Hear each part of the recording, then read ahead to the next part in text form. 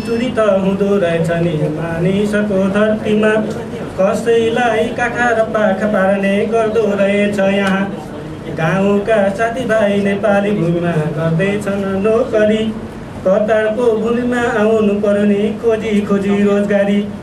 तयारी छन् विकट तुनेचा गाउँमा 2 छोरा साथीहरू ऋणतिर बन्दकी राख जग्गाहरू पनि आए होलान् साउहरू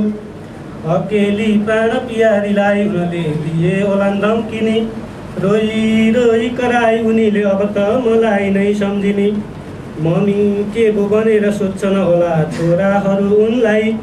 साहु र व्यथा भन्ने कुरा बेठिक हो भन्छन् होला तिनलाई चाडबाड दसैँ तिहार पनि त आउनै लाग्यो नजिकै दुख्छ होला उनलाई चसक्क मनमा आए जागिरे सबै एक्लै छु म यहाँ यो मरुभूमिमा प्राण पियारी उता जाउँ कोही कतै छैन गाउँको अकेलो छु है म त संस्कृति रीतिरिवाज यहाँको मान्दा रहेछन् निचो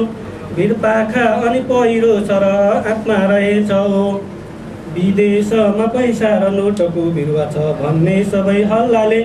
पैसा टिप्न भनी आए म पनि त साथीभाइ सल्लाहले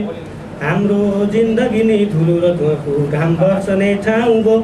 कतै भेट गर्न पाइँदैन कि परिवार भन्ने ठुलो शङ्का भो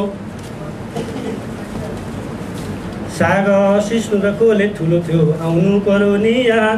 पर्खँदै गरे प्राण पियारी आउने छु एक दिन त्यहाँ आफ्नै भिर पाखा उकाली ओह्राली तो जिस्किँदै हिँडेको सम्झी आउँछ झझलको गैरी खेतमा लुका मारी खेलेको पहिरे खेत र जामने पारीपट्टिका काट्दै गर घाँसनी हलगोरु अनि बाख्रा पाटा दुःखले पालिराख भैँसिनी सगरमाथाको देश भनेर वीरता देखाउनु छ त्यहाँ पर्खँदै गरे प्राण पियारी आउने छु कोही दिन त्यहाँ धन्यवाद।